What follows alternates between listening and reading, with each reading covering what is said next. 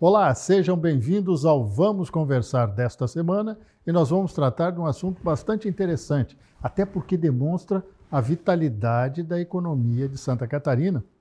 Números que impressionam o crescimento no comércio do Estado. Para isso, eu estou aqui com duas economistas, jovens economistas, a Edilene Cavalcante, economista da FEComércio, e a Mariana Guedes, economista da Federação das Associações Empresariais de Santa Catarina, a FACISC. Sejam muito bem-vindas. Sejam muito bem-vindas. Pois bem, a gente fala de vitalidade do comércio como algo positivo, algo que demonstra justamente isso que eu falei, a vitalidade da economia catarinense, que sempre apresenta números acima da média nacional. No comércio não foi diferente em 2025, não é isso? Sim. O comércio é um dos motores da economia, né, brasileira e catarinense. É um setor bastante importante para o nosso estado, responde por cerca de 64% do PIB, então é o motor realmente da economia. E essa dinâmica do comércio, né, tem uma grande influência no estado. Então hoje a gente tem uma grande representatividade no mercado de trabalho, como eu disse, né, na atividade econômica, tivemos bons resultados de crescimento no comércio dos serviços em 2025, então é um setor bastante relevante. Você trabalha justamente nessa área, né? Na análise da conjuntura econômica e indicadores do comércio de Santa Catarina. Há algum fator específico que levou a este crescimento em 2025? A gente tem principalmente o lado da demanda, né, do consumidor. Então o mercado de trabalho está aquecido, as pessoas estão com renda disponível, a gente teve um crescimento de 10% da renda das pessoas ocupadas no terceiro trimestre de 2025. Então o consumidor está demandando mais e está, né, impulsionando as vendas do comércio. Então por mais que a gente tenha um cenário de uma baixa confiança, digamos assim, dos varejistas, dos empresários, o consumidor tem impulsionado o crescimento. E do ponto de vista da FACISC, porque aí nós estamos falando de praticamente a cadeia toda produtiva, né, da indústria até o comércio. É perceptível que isso é um cenário mais permanente ou foi uma questão sazonal em 2025? Bom, na verdade, Santa Catarina, por mais que aconteçam desafios econômicos, sempre está crescendo acima da média nacional, sempre é resiliente, sempre consegue se transformar num ambiente adverso.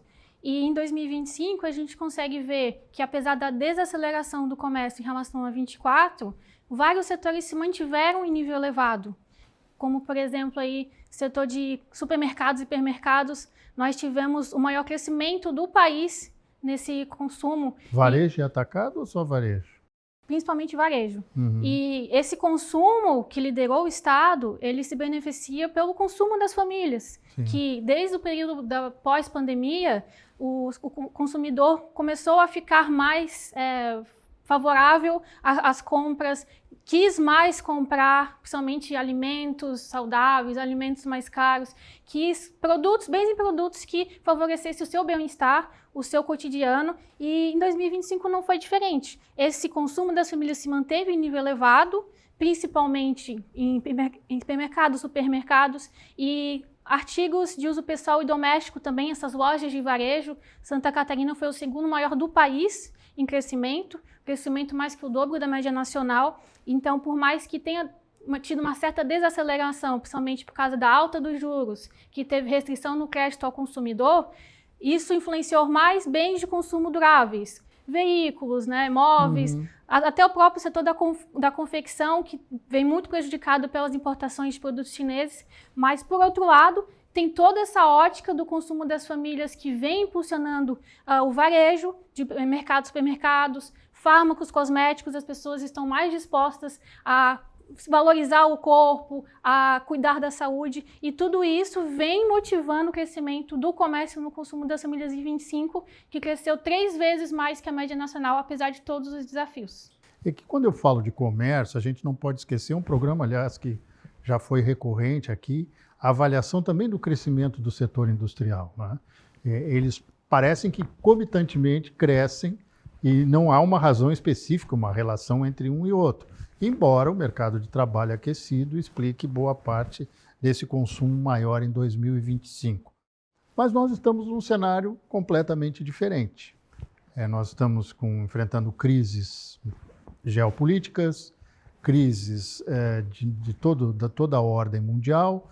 O tarifaço dos Estados Unidos ainda é uma incógnita para onde vai parar, mas principalmente num ano eleitoral no Brasil, que a gente sabe que provoca uma retração nos negócios de uma maneira geral, não só no comércio, mas também na indústria.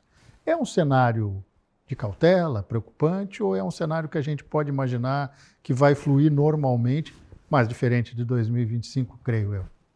Sim. Um dos fatores da economia, né, que dita o comportamento dos empresários são as expectativas, né? Então, se o empresário acha que vai acontecer alguma coisa, ele já se antecipa e desacelera.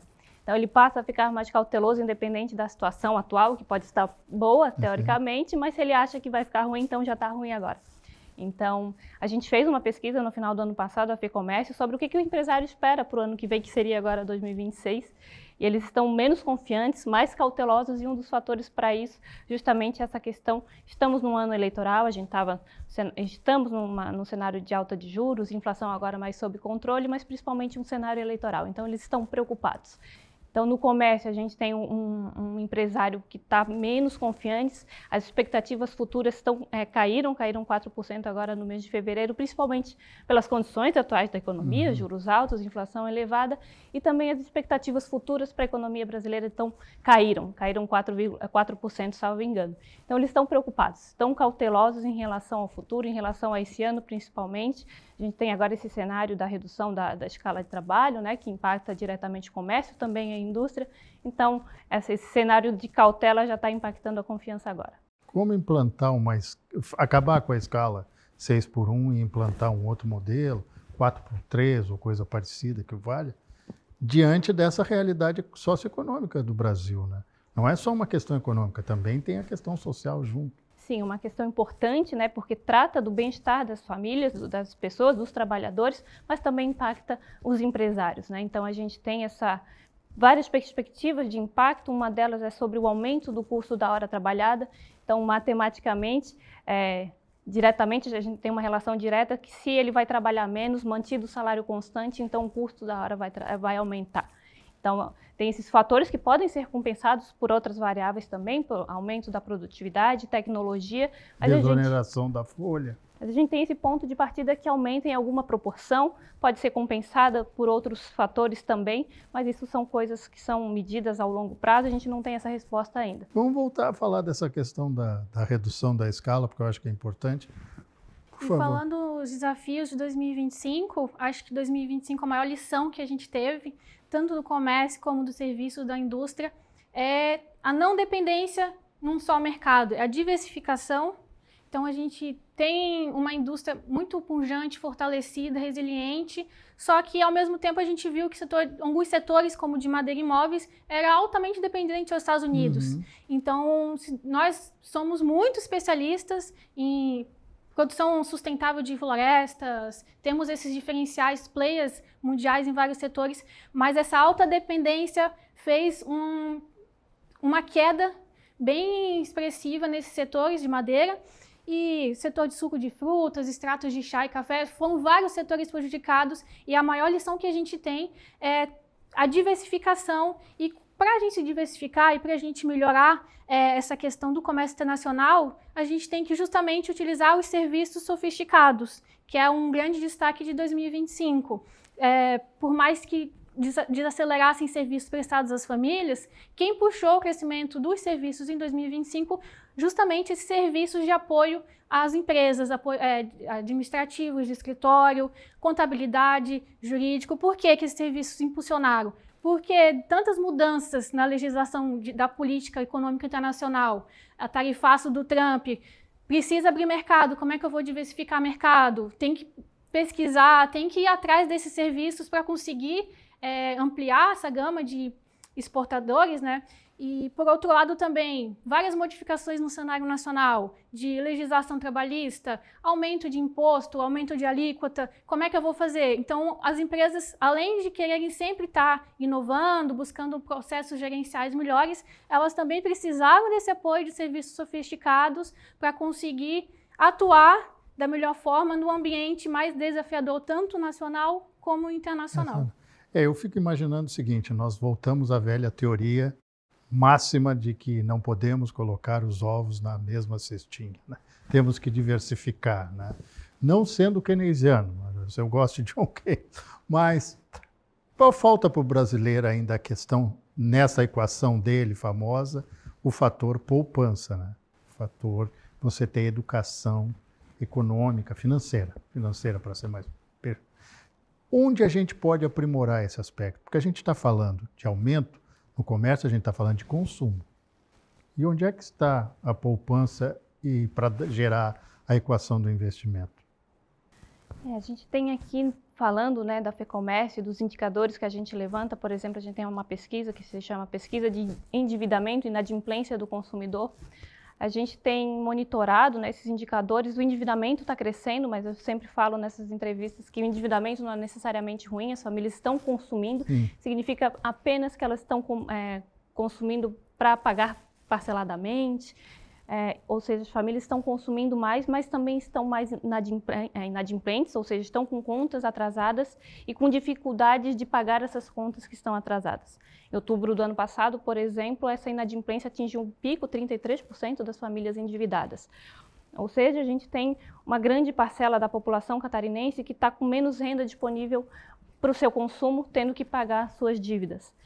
Então, hoje a gente tem esse cenário, né, de isenção da ampliação do imposto de renda, né, para quem não recebe até R$5.000, essa isenção. Então, a gente já está começando a ver resultados que as famílias estão querendo consumir mais, dado esse aumento da renda disponível. Então, a expectativa nesse cenário é que se reduza essa inadimplência com mais renda disponível e, ao mesmo tempo, aumente o consumo. O consumo também foi impactado no final do ano passado pelo cenário de inflação elevada, principalmente, né? A alimentação no domicílio é um dos principais fatores de elevação dos preços. Então, as famílias foram impactadas, consumindo menos, a intenção de consumir ao longo do ano foi caindo, principalmente pela percepção das famílias em relação às condições atuais também, ficaram mais inseguras em relação ao emprego, em relação ao seu nível de renda, ficaram menos otimistas também em relação ao futuro, então quiseram consumir menos, estão querendo consumir menos, pelo menos naquele período. Mas a gente nota também uma evolução, e aí vocês me corrijam se os meus dados não estão atualizados, que as pessoas estão preferindo agora, na hora do consumo, principalmente nessas datas específicas, Dia das Mães, Dia dos Pais, Páscoa, consumir à vista, quer dizer, pagar à vista, não parcelar, usar cada vez menos o cartão de crédito, que virou o grande vilão desse processo do endividamento. Isso é correto imaginar que é uma tendência já de educação financeira, mesmo que forçada. A gente tem várias pesquisas sazonais, como você bem disse, Dia das Mães, agora Páscoa, Dia dos Namorados, todas as datas comemorativas, a gente monitora quanto que as famílias pretendem gastar nessas datas e como que elas vão pagar. E uma das principais formas de pagamento que tem se consolidado desde a sua implantação é o uso do Pix. Pagamento à vista é uma possibilidade de você conseguir mais desconto, cada vez menos também o uso do dinheiro, o Pix se consolidando e o crédito também caindo. Então as pessoas estão querendo não fazer tantas contas também, porque em muitos casos, com os juros altos, fica muito mais caro você parcelar, então o uso do dinheiro do Pix, uma modalidade à vista, tem se consolidado. Além do que também você pagar em Pix, você consegue muito mais desconto, né, para o consumidor. A empresa também não tem tanto juros em cima do faturamento dela. Vai ficar com caixa Exatamente. Um dia, né? E com esse nível de inadimplência em patamares historicamente elevados, a gente tem aí a tendência do consumidor querer mais descontos na hora da conversa ali e também querer sempre manter o seu nível de consumo, que ele tem aquele nível de consumo que está acostumado, principalmente no período pós-pandemia, e ele não quer deixar, né, esse pico cair. Então, acaba trocando alguns bens. O carro está muito caro, o crédito está alto, então vou deixar mais para frente, trocar o carro e vou consumir aqui outros produtos que favoreçam o meu bem-estar. E sobre a poupança, eu acho que é um problema historicamente cultural, porque não somos uma China ou um Japão que guarda fielmente todo mês parte de sua renda para comprar um apartamento, comprar um imóvel. Para fazer as férias, né? para ir para as férias, né? É cultural já, né? É uma questão cultural, não só do estado, do Brasil inteiro, de querer gastar ali no imediato do que pensar lá na frente. Então isso é uma coisa muito mais complexa na economia e principalmente nas viagens, não se economiza dinheiro em um ano, divide no cartão. Por isso que até as atividades turísticas aqui em Santa Catarina caiu muito devido a esse elevado nível da taxa de juros. É verdade. Aí eu coloco duas situações específicas sobre esse assunto, que é hoje a falta de planejamento. Quando eu falo de poupança, eu também estou falando de investimento. Quer dizer, vou fazer o meu dinheiro crescer com formas, vamos falar de CDB, vamos falar de renda fixa, vamos falar de tesouro direto, quer dizer, fórmulas que estão ao acesso de boa parte da população e que também fazem o dinheiro render, não só a poupança. Mas eu quis estabelecer ali a questão do John Keynes só para achar que eu sei alguma coisa de economia. Mas eu estudei o Pascoal Rossetti, então tem essa possibilidade. A questão é essa. Se você hoje imaginar que o comércio, todo o nosso setor produtivo de uma maneira geral, mas o comércio, que é um setor específico, a parte desse, trabalha em paralelo, quer realmente ter novos consumidores, quer obter esse consumidor, ele tem um grande adversário de ser derrotado, que é o e-commerce, né? É a venda pela internet, vamos pensar assim, generalizando, muita pressão. Não é difícil você ligar um aparelho qualquer, televisão, celular, que não tenha uma propaganda de uma grande rede internacional vendendo produtos.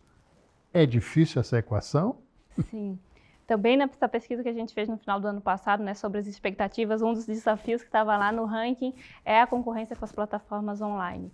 Então, é uma dor do empresário, né, principalmente do varejo, concorrer, uma concorrência desleal com essas plataformas, né? Você tem um custo menor de frete, né, comprando online, tem descontos maiores, acaba que é difícil para os empresários concorrer, né, com essas plataformas. Por isso, a gente tem sempre essa iniciativa em Santa Catarina, aqui na FEComércio, de impulsionar o comércio local. A gente tem esse mote, né, o comércio local é legal justamente para impulsionar o comércio de Santa Catarina, o comércio de rua, o comércio do bairro, né, da proximidade, para movimentar a região, para gerar empregos, né, impulsionar a economia. Então é importante, né, essas iniciativas por parte da população para promover o comércio local. E a gente também, nas nossas pesquisas da FEComércio, mostra que o comércio de rua, o comércio local ainda continua sendo a preferência dos catarinenses. Por mais que a internet esteja crescendo como ambiente de compra, né, compras online, em determinadas datas específicas, por exemplo, a Black Friday acaba tendo muitas compras online, o comércio de rua ainda é muito preferido em determinadas datas, porque muitas vezes é para comprar algum presente, né, a compra presencial ainda é importante na hora da escolha. Então, é uma luta, né, por parte do empresário para manter aquele cliente que vai na loja, para comprar, mesmo que seja online em plataformas que sejam desenvolvidas pelo próprio empresário, né, o e-commerce do empresário e não de outro estado ou de outro país. Então, é importante, né, que ele continue também se adaptando às tecnologias. A gente também tem um cenário que os empresários muitas vezes são relutantes em estarem online, né, se promoverem nas redes sociais, criar plataformas para compra. Então, para concorrer junto com essas plataformas, também tem que andar junto com elas para que ele continue crescendo, mas também, né, impulsionando o comércio local e as compras presenciais. A Alfacis, uma das bandeiras dela é justamente proteger a indústria estadual.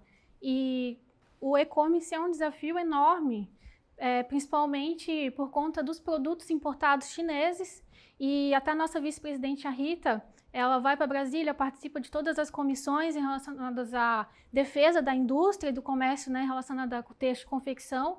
E por mais que o governo conseguiu aumentar aquele imposto de importação de pequenas compras, né, do e-commerce, nós temos aí continuação dessas compras por parte da internet e também quando a gente vê as importações do setor de texto e confecção que as empresas catarinenses, brasileiras, elas compram da China, aumentou expressivamente, só vem aumentando, não teve nenhum efeito. Então, por mais que tenha barrado, de certa forma, essa compra de e-commerce internacional, as empresas aqui nacionais, elas continuam comprando da China, comprando do Vietnã, com um preço muito menor e uma qualidade inferior também ao produto catarinense. É isso que eu ia colocar, porque tanto a tua observação quanto a dela, remete ao fator qualidade.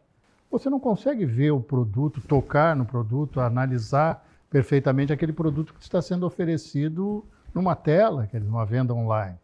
E eu veria esse como um dos aspectos da grande vantagem, tanto para a indústria que produz, quanto para o comércio que oferece o produto, tem em relação ao consumidor. Ele está vendo, ele está tocando, opa, essa qualidade aqui é boa. E também tem a questão da marca, né? Da marca que você não sabe qual é a procedência, veio do Vietnã, mas de onde? Né? Exatamente. Isso aqui é uma complicação que a gente tem da indústria, porque, por um lado, importar fios, tecidos da China é muito mais vantajoso para as indústrias de confecção, mas, por outro, as empresas também estão importando os produtos finais, roupas, né, confecção, calçados, e isso está sendo uma concorrência desleal com a indústria nacional que preza pela qualidade, pela sustentabilidade, pela inovação de processos.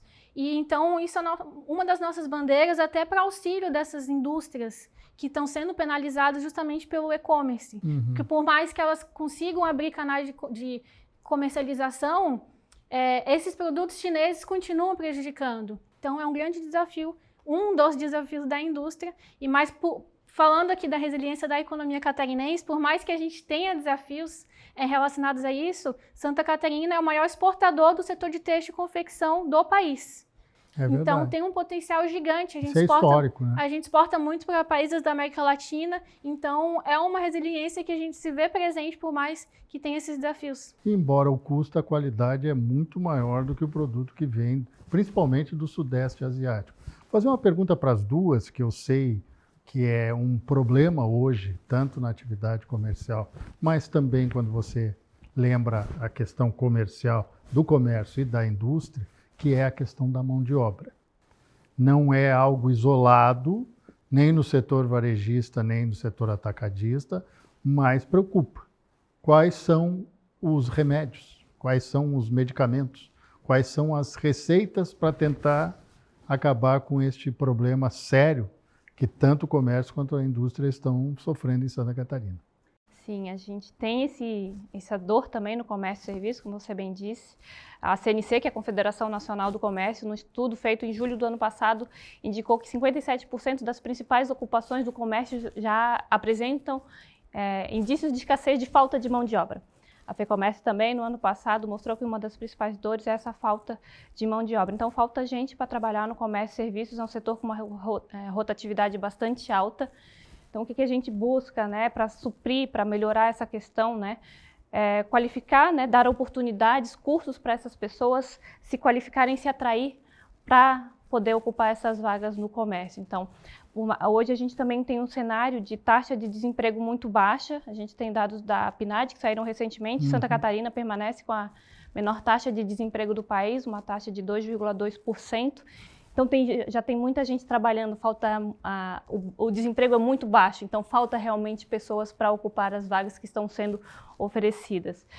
Dados do CAGED também mostram, né, que a gente está com um volume de pessoas muito alto sendo contratados, mas ainda assim falta mão de obra para suprir a demanda desses setores. Então é importante, né, cada vez mais o comércio, principalmente os serviços, poder propiciar qualificação, oportunidades para que essas pessoas se atraiam e passem a ocupar essas vagas.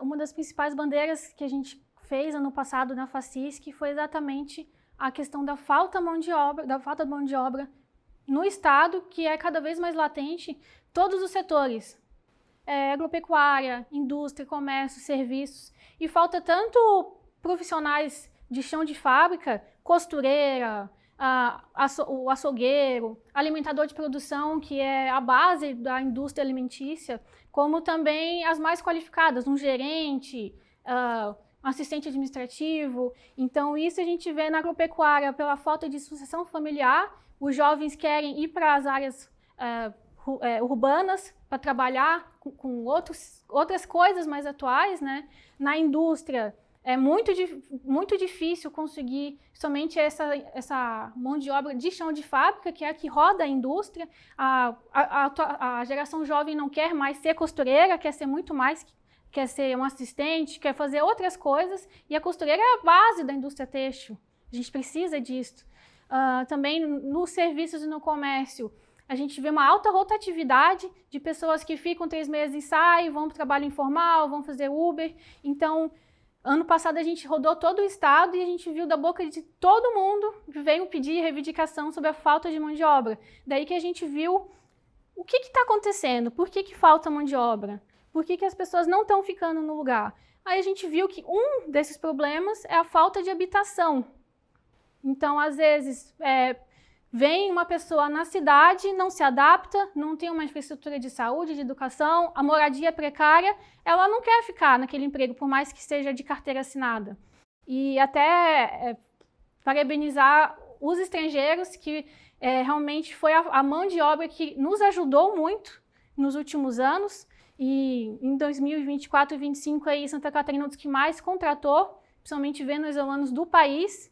Quando a gente vê aquela política de interiorização, que pega os venezuelanos de Rondônia, Roraima e distribui, Santa Catarina é o que mais recebeu venezuelanos, e dependendo da região, do município, o venezuelano já veio com uma proposta de trabalho, veio para Santa Catarina porque já tinha uma fábrica para trabalhar, um comércio, e isso ajudou muito. Mas a gente viu que às vezes o venezuelano ficava 3, 4 meses e saía porque não tinha uma condição decente de habitação. E daí que a gente fez todo o estudo sobre o déficit habitacional em Santa Catarina. Mais de 290 mil de falta de moradia. Tanto a não existência, como também a habitação precária, não tem uma condição decente de chão, de parede, como também a coabitação. Muitas pessoas morando no mesmo cômodo. Isso. Ou o que mais tem, principalmente na Grande Florianópolis, é as pessoas pagando mais de 30% da sua renda em aluguel. Então, por mais que estejam com carteira assinada, não conseguem manter o pagamento do aluguel, não conseguem ter uma qualidade de vida. Vocês diriam que nós estamos vivendo uma situação que hoje é bastante comum na Europa. Vamos pegar Portugal como exemplo, onde a moradia já é responsável em euros, né, não em reais, por mais de 50% dos gastos das pessoas. Estamos vivendo isso em Portugal, com o português, o nativo, e também nós, brasileiros, que vamos viver lá. Isto deve ser um problema para os próximos anos, porque aí se junta a isso também a migração que está acontecendo do norte do país para cá, né? Que aí é uma mão de obra brasileira para cá. Tem a facilidade da língua, do idioma? Tem. Mas também tem uma outra série, aí você falou muito bem dessa questão da coabitação. 20 pessoas morando numa casa com 3 quartos, 2 quartos, né? Exatamente. Parece aquele programa de televisão, né? O reality show. Sim. E fazendo os estudos na própria Facística, a gente descobriu um dado muito interessante, que por mais... Quando a gente fala do governo, do Programa Nacional, do Minha Casa Minha Vida, tem as casas subsidiadas que o governo fornece e tem os financiamentos, dependendo da faixa de renda da pessoa. E nas casas subsidiadas, a Santa Catarina foi um dos últimos que mais recebeu, desde 2008 e 2009, quando o programa foi feito. Mas nas financiadas, quando a gente faz aí per capita, a Santa Catarina é 4º, 5º que mais financiou moradias. Então, o que a gente descobriu, falando até com empresários da região, com trabalhadores, é que o programa Minha Casa Minha Vida não foi suficiente para atender todo esse crescimento populacional que Santa Catarina teve.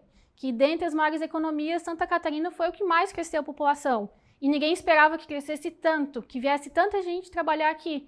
E nisso, por mais que tivesse programas habitacionais, não foi suficiente e teve exatamente esse problema de superlotação nas habitações, as pessoas não tinham habitação decente, precária, e agora o nosso foco é a gente pensar não só depender de programas de âmbito federal, e sim estadual, e principalmente nas parcerias público-privada, onde a prefeitura cede o terreno, a empresa ajuda a construir, tem toda aquela questão de contrato, você trabalha aqui, carteira assinada, tem que ficar tanto tempo na casa, tanto tempo trabalhando comigo para ganhar a habitação. Então tem esses meios que a gente consegue suprir parte dessa necessidade de mão de obra.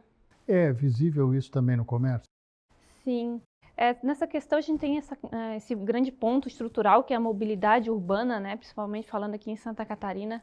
Então, a gente tem um custo muito elevado, né, um custo de vida, a gente tem vários indicadores que mostram isso, a gente tem o índice do custo de vida da UDESC, que mostra que, né, a gente tem esse custo alto, vários rankings que mostram, né, o metro quadrado alto, os aluguéis muito altos, então realmente a gente sente isso, né, diariamente, né, a renda disponível cada vez menor. A gente tem uma elevada carga de imposto, então o que sobra no final do mês para pagar as contas acaba ficando baixo, dado o nosso alto custo de aluguel aqui em Florianópolis, principalmente.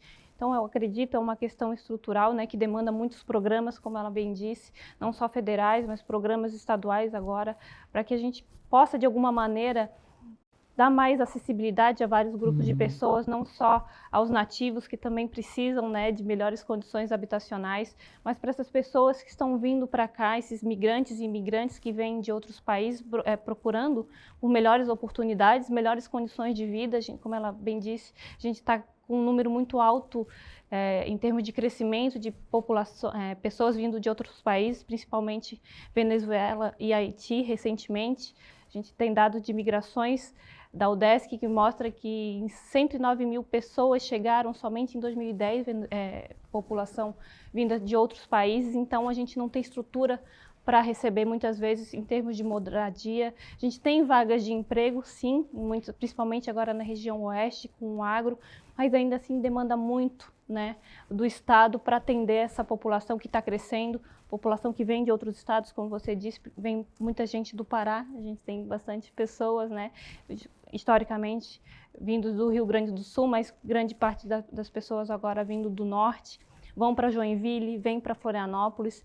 Então, realmente é preciso um plano de governo para receber, para manter as condições dignas de quem já mora aqui e dar mais acessibilidade, melhores oportunidades para quem está chegando. Então, é um problema estrutural que realmente demanda ações de curto e médio e longo prazo para que sejam resolvidas, né, para que a gente tenha crescimento. E isso não só a habitação, e também a infraestrutura de saúde, hospitais para atender mais, educação para ter quantidade mínima de receber essas crianças que estão vindo junto, né, com os trabalhadores, a questão de lazer.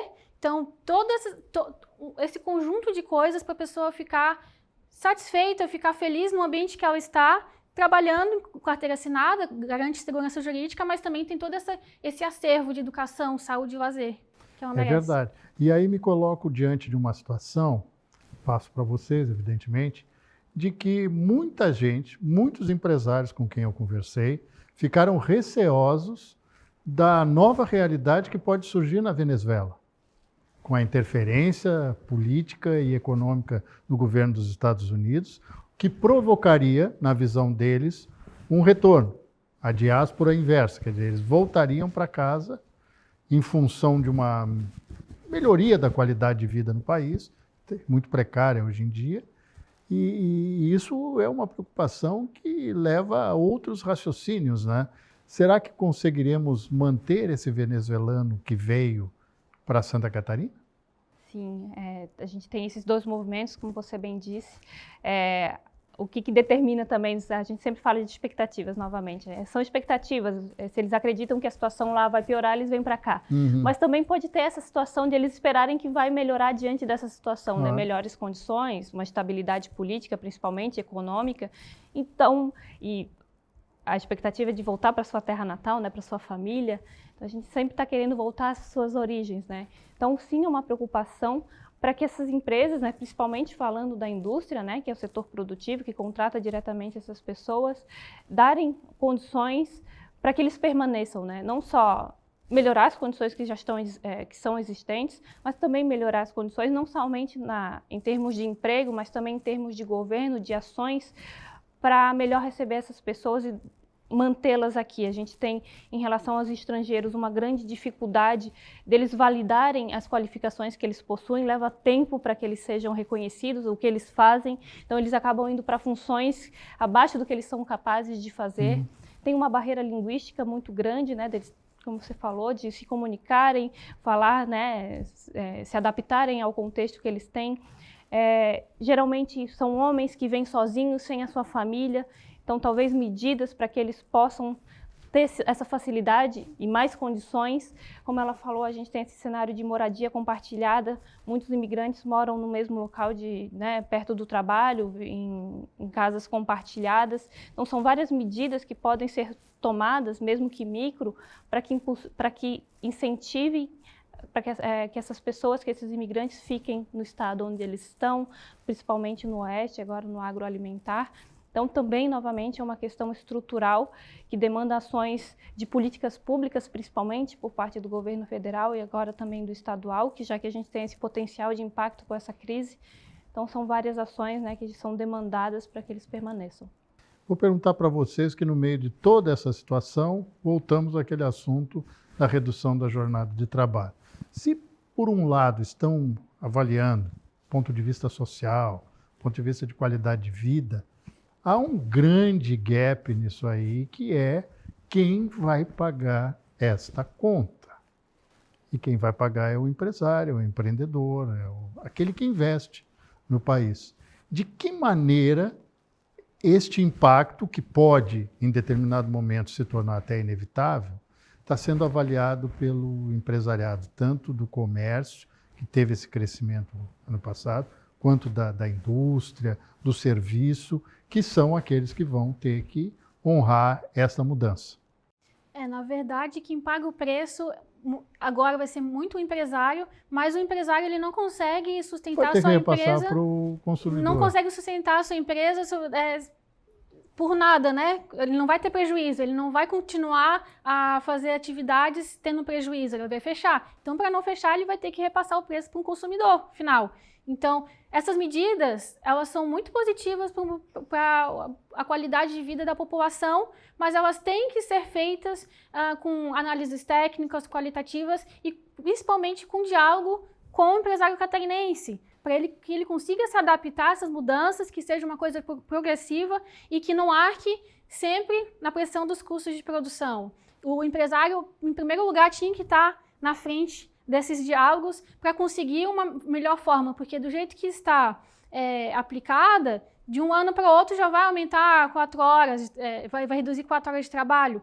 E isso implica em pressão nos custos de produção, num ambiente de incerteza política aqui nacional e incerteza econômica, geopolítica internacional. Então, o empresário que já arca com um dos maiores alíquotas de impostos do mundo, mesmo com a reforma tributária, o Brasil vai continuar sendo uma das maiores do mundo, e tantas mudanças na legislação, ele também tem que arcar com esses serviços sofisticados para estar se adaptando, mas esse encargo no RH, no trabalhista, ele não vai conseguir sustentar, então ele vai ter que passar o preço para o consumidor, e quem sempre paga é o consumidor, que vai reduzir o seu poder de compra, e isso tem um potencial de desacelerar todo esse crescimento que a gente vem falando no comércio, nos serviços, que bate também na indústria. Então, a gente vem se beneficiando de um ciclo muito positivo de consumo das famílias, desde o período pós-pandemia, está se mantendo em nível elevado, apesar dos desafios, mas com esse cargo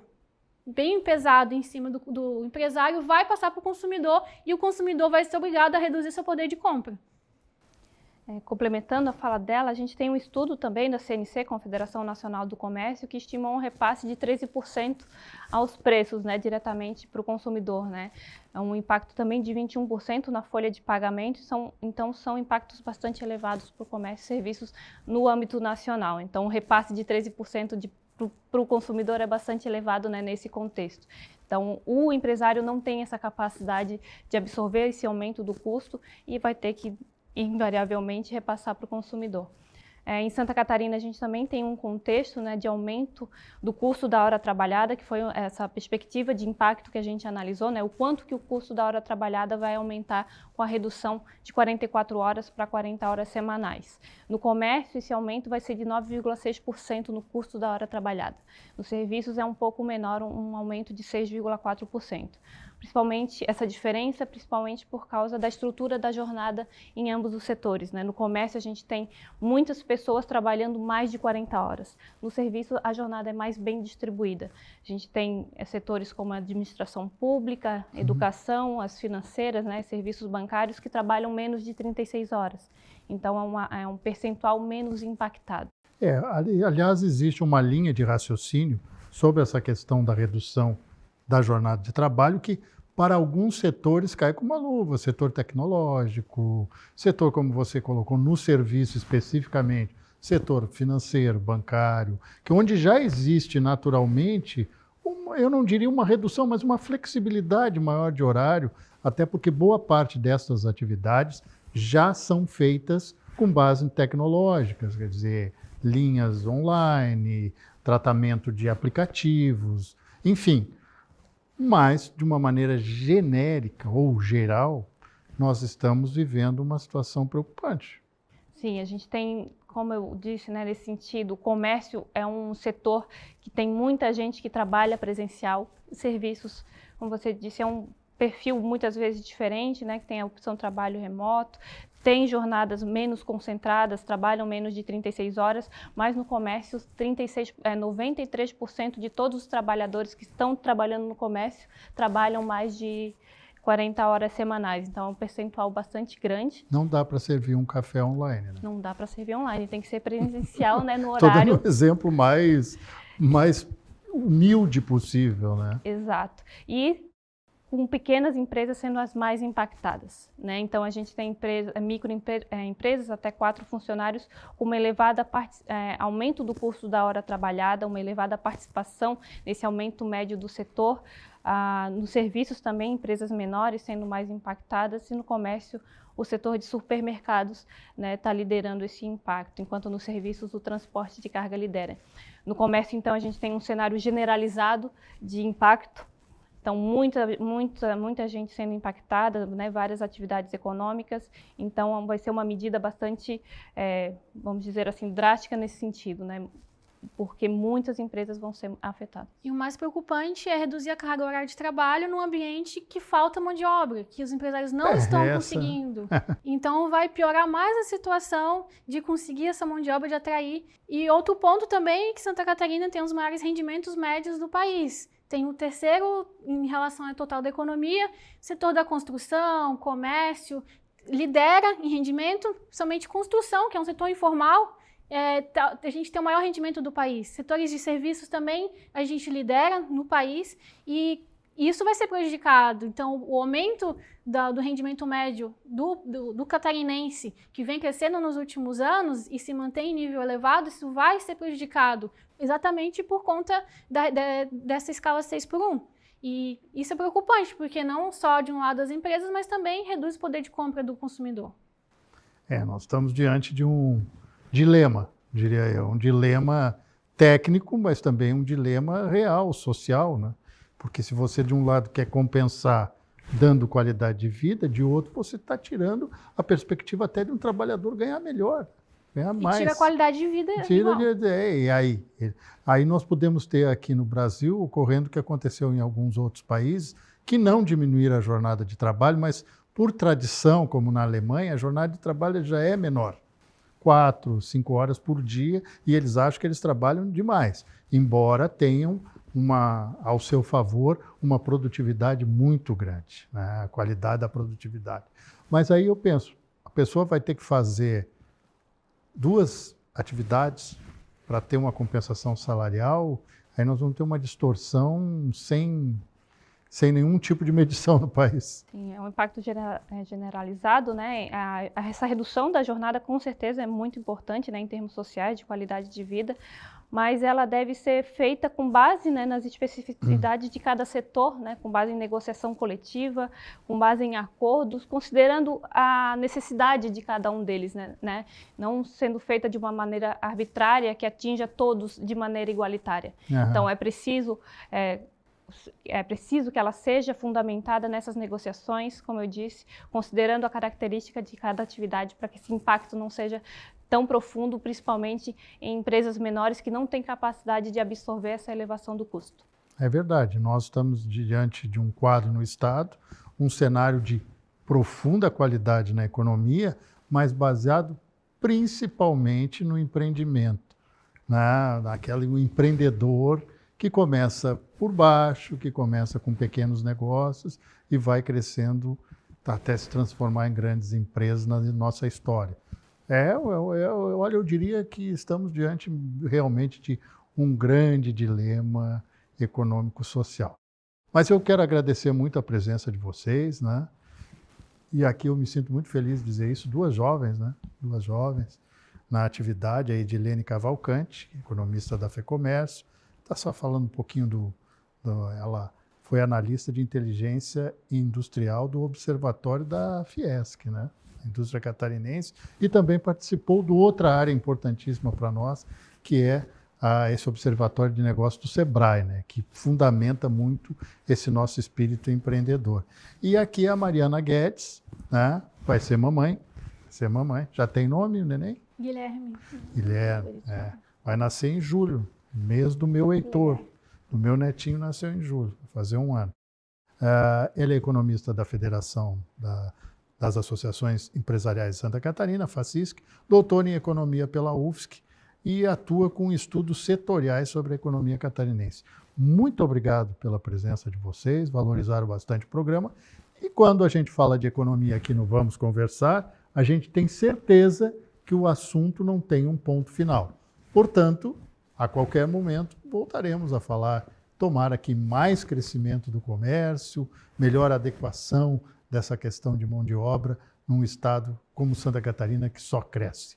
Nós voltamos na semana que vem com Vamos Conversar aqui na TV Alesc. Um grande abraço e até lá.